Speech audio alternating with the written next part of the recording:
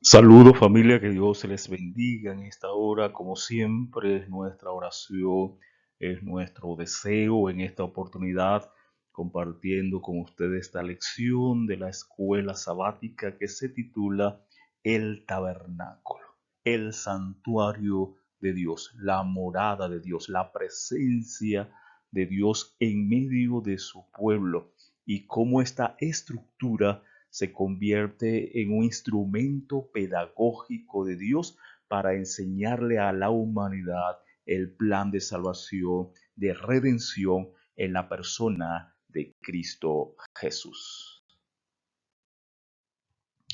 ¿Por qué hablar del sábado si es del tabernáculo, el santuario, el estudio de esta semana? Porque cuando leemos la narrativa, leemos lo que está ocurriendo en el libro de Éxodo para la construcción del tabernáculo, el santuario en el desierto, nos damos cuenta que el sábado está allí presente. No se violentó el sábado, no se trabajó ese día, aún cuando el tabernáculo, santuario, era un mueble, era una estructura que iba a ser santa y sagrada por la presencia de Dios, sancionada por Dios mismo. Fue Él quien la dio en una maqueta, en una estructura, el arquitecto. Sin embargo, el sábado, ese día, séptimo día, que Dios bendijo, que Dios colocó en un estatus diferente a los otros días y lo apartó para sí, para la humanidad, para el bienestar, beneficio, para recordar la creación y que luego también se convierte entonces en un instrumento de redención para que el hombre pueda encontrarse con su Dios. Cuando encontramos entonces Shabbat con una sola B, es el verbo cesar. Shabbat con dos B es la festividad, es una celebración y eso es lo que debe ser el séptimo día para la humanidad, para nosotros. Una festividad, una celebración. En Levítico capítulo 23, donde están las fiestas, la primera fiesta que aparece allí es sábado. La palabra fiesta tiene que ver con una cita, con un encuentro con Dios. Así que cada sábado debe ser una cita, debe ser un encuentro con nuestro Dios. Nos hemos preparado, debemos hacerlo durante la semana para encontrarnos con nuestro Dios, nuestro Padre Celestial. Él cesó el séptimo día, no descansó, no reposó en el sentido de que estaba cansado, sino que cesó, dio finiquito y conclusión a la labor que había hecho. Eso significa Shabbat, cesar. Nosotros también debemos dar finiquito y conclusión a todo aquello que nos impida acercarnos a Dios el séptimo día. Tenemos 6 días entonces para arreglar nuestra situación con Dios, con el prójimo, de tal manera que cuando llegue el sábado no solamente es dejar de trabajar, laborar, sino cesar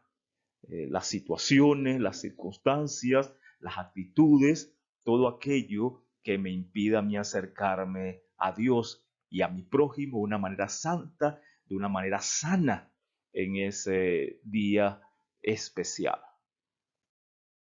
Hay otra palabra que sí está asociada al reposo, al descanso, como aparece en Éxodo 20:11. En el mandamiento sí dice porque en él reposó. Y aparece el nombre Noah, Noé, que tiene que ver más con un descanso físico, un descanso mental y aún espiritual. Aparece en Éxodo 31:17 porque en él reposó y cesó, Nafash Shabbat, o cesó y reposó, Shabbat Nafas. Ese reposo es más de tomar aliento, recargar las energías, la batería, es como cuando usted hace un break y toma oxígeno para seguir adelante. Entonces el sábado es para cesar, finiquito y conclusión, no solamente dejar de trabajar, laborar, sino que estemos en este día conscientes de que se nos dio una semana para que con la ayuda de Dios, del Espíritu Santo, pudiésemos arreglar, poner en cuenta nuestra situación tanto con Dios, pero también con mi prójimo. No puede llegar el sábado entonces y estar yo enojado, bravo con una situación, con alguien. No, porque pudiese estar violentando el sábado. Y hay otra palabra que, aunque no está directamente asociada al séptimo día, sí nos habla de un reposo, que es la palabra menujá, como aparece en el Salmo 95:8, y adelante también en el libro de Hebreos, el capítulo 3 y el capítulo 4, donde dice: juré en mi furor, no entrarías en mi reposo. Está hablando de un lugar libre de carencia y conflicto. Es como cuando uno quiere llegar al hogar, o a un lugar donde uno va a estar tranquilo, va a estar en reposo, no hay conflicto, se suplen las necesidades, que era lo que Dios quería con el pueblo de Israel en la Canaán terrenal, y es lo que Dios quiere entonces darnos en el cielo y en la Canaán terrenal, cuando esta tierra, por supuesto, sea renovada, un cielo nuevo y una tierra nueva. Así que, metafóricamente hablando, pudiésemos decir que esa palabra también se asocia al séptimo día, y que el sábado debemos tener la seguridad, la certeza de que Dios suplirá nuestras necesidades, y que si en esta tierra pasamos situaciones, carencia, pero en la eternidad no ocurrirá de esa manera. En Éxodo 20 y Deuteronomio 5 encontramos la descripción del cuarto mandamiento entre los demás, decálogo. El Éxodo 20 dice: acuérdate, está hablando de la creación y conmemora la creación. En Deuteronomio 5, guardarás, y habla acerca de haber salido de la esclavitud de Egipto, así como Dios, Cristo Jesús, nos saca de la esclavitud del pecado. Así que tenemos que, a ese acordarse, no es simplemente o da la idea de que se olvida, sino que hay que tener presente. Ten siempre presente, ten en tu mente el sábado, cada día. Nosotros dejamos para prepararnos el viernes, pero debemos estar todos los días preparándonos, ¿verdad? Para ese día santo y sagrado. Los textos en la Biblia entonces que nos hablan de la creación tienen implícito el sábado, aunque no lo nombre. El sábado está relacionado a la creación al sábado, a lo que Dios quiere para nosotros, incluyendo la redención. Ahora podemos entrar en un conflicto. Algunos están hablando de un sábado lunar, que tristemente tiene su origen en la alta crítica, la teología liberal o el método histórico crítico, que no cree en la inspiración de la Biblia. Así que debemos tener mucho cuidado. Quienes exponen esta teoría ignoran la historia, la teología, ignoran el hebreo también, porque las palabras en hebreas también nos ayudan a entender que realmente el día de descanso es el séptimo día, como nosotros lo tenemos, como Dios ha permitido que podamos disfrutar de él, y hay que hacerlo. Hay que disfrutarlo, hay que descansar, hay que celebrarlo, no simplemente guardar. Entonces, que el sábado se convierta en una bendición para nuestras vidas en esta tierra. Ahora sí, cuando hablamos del santuario, el tabernáculo, la presencia de Dios se convierte en una bendición. En Éxodo 25, 1 y 2, el Señor habló a Moisés y le dijo: di a los hijos de Israel que recojan para mí una ofrenda, el hebreo li terumá, ofrenda li, para mí li, de todo hombre que la dé voluntariamente, de corazón recogeréis mi ofrenda de él, pero estaba en las manos de los hombres del pueblo de Israel, quien había salido de Egipto con una buena indemnización. Se le había dado un pago, por así decirlo, por todos esos años de trabajo y de esclavitud, y ahora ellos tenían en su mano lo que Dios iba a necesitar, o lo que Moisés, los constructores, iban a necesitar para hacer esta magnífica obra que iba a representar entonces la presencia de Dios. Miren lo que dice este comentario: cada vez que aparezca la palabra li, teniendo como sujeto a Dios, contiene siempre una bendición. Harán para mí, hay una bendición. Traerán para mí voluntario con corazones alegres. Hermanos, qué importante es poder entender, entregarle todo a nuestro Dios, nuestras mentes, corazones, posesiones, porque todo le pertenece a Dios. Los corazones egoístas entonces se aferran a sus bienes y excusan, ¿no?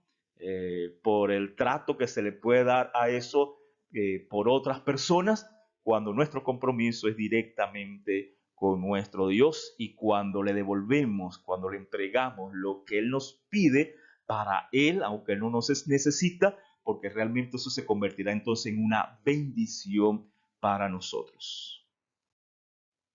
La presencia de Dios entonces era esa bendición, como está allí en ese texto. Después me harán un santuario para que yo habite entre ustedes. Esa es la bendición. Tráeme mi ofrenda, literuma. Cada vez que aparece, entonces hay una bendición. ¿Cuál es la bendición? Y qué más grande bendición que la presencia de Dios en nuestras vidas, en nuestras familias, en nuestras iglesias. Es lo que realmente necesitamos en estos momentos. En el mundo se necesita la presencia de Dios. Es como si el Eterno, dice este comentario, dijera: si ellos me dan lo que yo les pido, yo les daré a ellos mi presencia. De esa forma le mostraré mi amor por ellos. No es porque Dios lo necesitara, somos nosotros los que necesitamos dar, somos nosotros los que necesitamos estudiar, orar, evangelizar, porque eso es para nuestro crecimiento, nuestro desarrollo continuo, espiritualmente hablando, y de cercanía entonces a nuestro Dios, a nuestro Padre Celestial. Hay dos palabras hebreas que por lo general, dice este comentario, por lo general, traducen como tabernáculo y santuario. La primera palabra es mikdash, el cual significa lugar santo, que está traducido como santuario, mikdash, y aparece en Éxodo 25:8. Me harán un santuario, mikdash, lugar santo. La otra palabra hebrea que se traduce como tabernáculo, mishkan, significa lugar de residencia. Entonces era un lugar, una tienda de residencia. Por supuesto, Dios no habita, Dios no puede ser encapsulado y encerrado en un lugar, porque imagínense nada más el tamaño del universo, y Él controla 2 billones, 2.000 millones de galaxias. Así que estamos hablando acá es que Dios, vemos como Dios a través de la Shekinah, a través de su gloria, por medio de los ángeles, del ángel de Jehová, nuestro Señor Jesucristo, Él se hace presente en la humanidad, mostrando su amor, su misericordia, su bondad, su compasión por nosotros. Y eso necesitamos, hermanos, reconocerlo, reflexionar y alabar el nombre de nuestro Dios. Ambas palabras, Mishkan, tabernáculo, lugar de residencia, y Mikdash, lugar santo, se refieren a la doble dimensión del lugar en donde habría de habitar la presencia del Eterno. Una expresión que usa es un comentario rabínico, y por eso está esa expresión, ¿no? La presencia de Dios, del Eterno. La primera de ellas alude al hecho del interés de Dios, del Eterno, en permanecer para siempre en el lugar que se le había de construir de acuerdo a sus instrucciones. Y la segunda, que es el lugar, que ese lugar llegaría a ser sagrado o apartado para un uso santo debido a su presencia. Quiere decir que no había una santidad intrínseca en el Mishkan, en la estructura, sino que llegaría a ser un Mikdash, un lugar santo, en virtud de la presencia de Dios en él. Es Dios, no es el lugar, no es la persona, no somos nosotros, es Dios. No es el día, es Dios quien santifica, es Dios quien bendice, es Dios quien nos hace santo, es Dios en la presencia, en ese templo, en esa estructura. Por eso la reverencia, por eso la adoración, porque es la presencia de Dios lo que santifica las cosas. Pero por supuesto todo debe estar acondicionado, y los adoradores, los creyentes, deben tener la actitud, la fidelidad, la emuná, el amor, la entrega a Dios por completo, para que esa presencia se haga efectiva, se haga eficaz y efectiva. Veamos el efectivo, veamos el resultado que tanto necesitamos en nuestras iglesias, en nuestra familia, en nuestras vidas, en nuestros hogares, en nuestras instituciones, en nuestros colegios. Todo eso debe ser santo, sagrado, bendito, no porque haya algo intrínseco o por mérito alguno, sino por Dios. Buscar constante, continuamente, pedir la presencia de Dios en nuestras vidas, en nuestras instituciones, en nuestras iglesias, pero que podamos entonces estar dispuestos a vaciarnos de yo, a dejar de practicar el pecado con la ayuda del Espíritu Santo, e ir creciendo y desarrollando nuestra santidad, la perfección, la bienaventurados que somos en ese proceso, en ese crecimiento continuo y constante. Es interesante entonces porque todo esto estaba haciendo una alusión al Mesías, plan de redención, de salvación. Y Juan, el Evangelio de Juan, el capítulo 1, el versículo 14, él hace una alusión directa al Migdash. Lo que queda claro en el texto griego que dice acerca del Mesías, como la Biblia textual traduce, se hizo carne, el verbo, el Mesías, Dios, el Hijo, se hizo carne y tabernaculizó entre nosotros, hizo su habitación, su tabernáculo, el misterio de la piedad. Esto es un misterio que podemos entender hasta donde se nos ha permitido, pero solamente en la eternidad y más allá será un estudio continuo y constante cómo es que Dios se hizo hombre, 100% Dios, 100% hombre. No es fácil de entender y muchos quieren entenderlo en su máxima expresión y entonces caemos en ciertas situaciones que tristemente conllevan más bien a conflictos cuando deberían acercarnos. El estudio de la Biblia debe acercarnos. Si un estudio nos separa, eso no puede provenir de Dios, porque el estudio de la Biblia es para acercarnos, para unirnos, no para separarnos. En Éxodo 40, 34 y el versículo 38 dice, en ese instante, luego que se construyó el santuario, el tabernáculo, en ese instante la nube cubrió la tienda de reunión y la gloria del Señor llenó el santuario. Se cumplió la bendición de Dios. Pero esa bendición llegó porque el pueblo cumplió con su parte. El literumá trajo para él la ofrenda a tal punto que dijeron, no traigan más, por favor, ya es suficiente. Si cumplimos con nuestra parte, si damos el primer paso, Dios cumplirá con su parte. Somos nosotros los obstáculos, nuestros enemigos para no recibir las bendiciones de Dios. Y por supuesto estamos en un conflicto cósmico entre el bien y el mal. Y posiblemente pasemos dificultades, problemas, desgracia en esta tierra. Y así va a ser. Pero nosotros estamos buscando y proyectándonos es hacia la eternidad. Si en esta vida sufrimos, pero está la eternidad donde se cumplirán esas promesas de parte de Dios. La reflexión, hagamos nuestra parte, pidamos la ayuda que nos dé a Dios, que nos dé esa, no solamente a ejercer correctamente la voluntad humana, sino que nos dé templanza, dominio propio, el poder pensar y actuar de una manera correcta, para que la presencia de Dios se haga eficaz, efectivo en nuestras vidas. Así más o menos entonces, una figura, un esquema, una ilustración de lo que iba a ser el santuario con el atrio, el lugar santo y el lugar santísimo, y cada mueble representando un aspecto tanto en la vida del creyente de arrepentimiento, de confesión de pecado, de perdón de pecado, de justificación, de bautismo, de lavamiento, de entrar en ese proceso de santificación, de luz al mundo, el aceite del Espíritu Santo, el pan que descendió del cielo, nuestro Señor Jesucristo, alimentándonos de su palabra en la oración, el incienso, símbolo de la justicia, los méritos de Cristo que se añaden a las oraciones de los santos, el lugar santísimo, entonces, donde está Cristo Jesús en este momento intercediendo por nosotros, donde está el arca del pacto con la ley de Dios, con el decálogo, y cada uno de esos muebles simboliza a Cristo Jesús, su muerte en el Calvario, su resurrección, su bautismo. Él es la luz del mundo, Él es el pan del cielo, Él es el incienso, Él es su justicia, su gracia, es lo que acepto delante del Padre, Él es el sumo sacerdote. Así que vemos que esto es un fanerógrafo, una pedagogía extraordinaria que Dios le dio al ser humano para que nosotros pudiésemos entonces seguir de alguna manera y entender el plan de salvación, el plan de redención. Entonces el santuario es una pedagogía de Dios.